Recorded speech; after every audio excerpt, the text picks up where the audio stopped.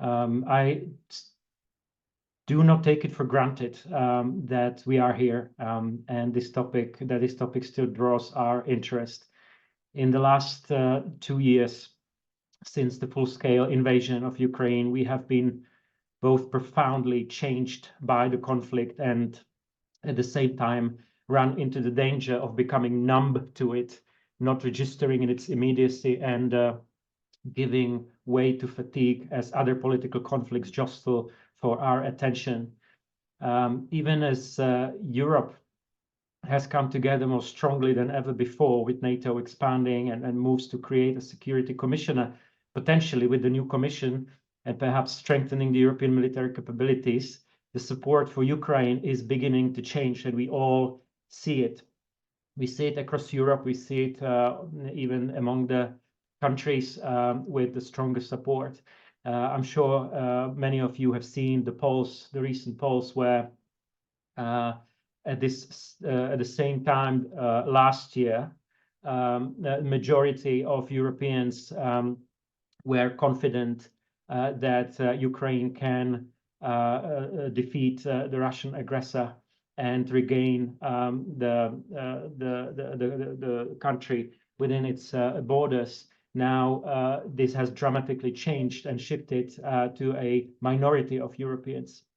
We see politicians mobilizing help. Where is the constituency disappearing? There are fewer and fewer citizens across Europe who are willing to support bold packages, military, financial, etc. So where is the role of civil society and where is the role of philanthropy here? And what have we learned together in the past 2 years?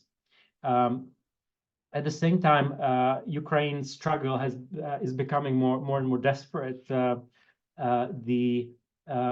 Meanwhile, 3.7 million people are displaced internally. 1/3 of children are attending classes. Only 1/3 of children are attending classes entirely in person. I mean, you know all these details.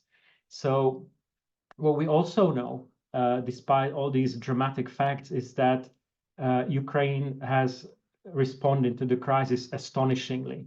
And the civil society has become the heart of Ukrainian society, the heart of the nation, as the President Zelensky has put it. The role of civil society has saved millions of euros thanks to the scrutiny and accountability, even in these difficult times, has played a massive role in making the aid being provided to Ukrainian society way more efficient than it would have been without.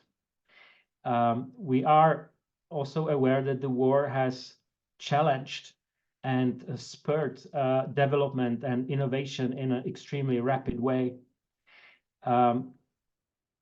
If we look at the donors, how philanthropy in Europe reacted, I mean, I'm sure many of you who are present in this call today have been working with the Ukrainian civil society even in the previous years.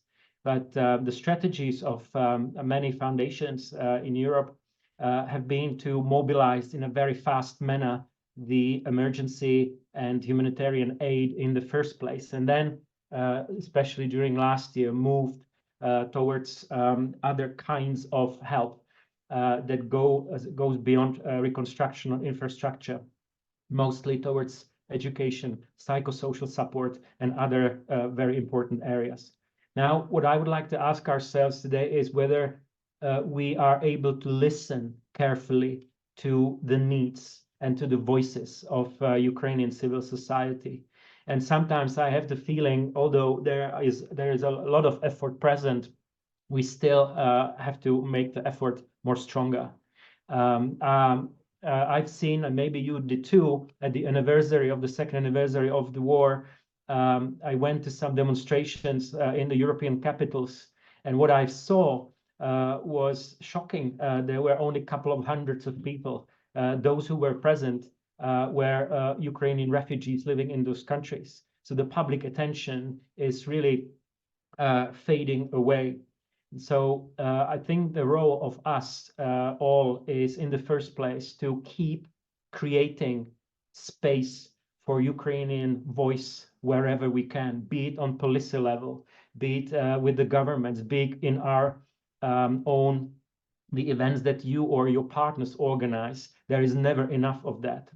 And also looking at this from the perspective of our Ukrainian friends and colleagues, they basically are under two kinds of pressures. They wage war against the Russian military, but there's also a war for attention, and we have to support them in both our governments, to push our governments to provide the security and military support, but also create enough space to hear the Ukrainian voices.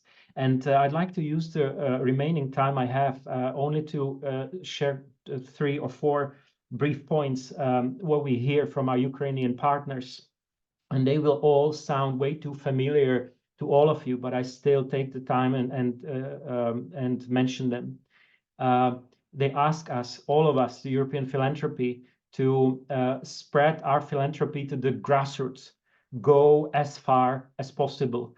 There are volunteers who even go to the buffer zones and even to places that are already occupied, and they are able to work them, provide support. If they are able to go the extra mile, we should be too. Let's give in the long term. None of us can see where the end of the war is. We all hope for peremoga, for the final victory and having full integrity of Ukraine. But we have to adapt. We have to be flexible, and that's the third point. Let's give flexibility. It's not there are rules can be broken, but principles stay. So let's give along principles and make the rules flexible as possible to allow for as much resilience as possible. And maybe the last point, give empathically. That's what we are also called for. Sometimes we can hardly imagine what the needs are, so let's listen even more carefully. And as one of the Catholic bishops of Ukraine coined it, if Ukraine is a battlefield and a lab, then there is not only a lot to fight for, but also to learn a lot from. And I'd like to encourage all of us to keep listening, stay open, learn, and remain flexible to support the Ukrainian civil society. Thank you very much.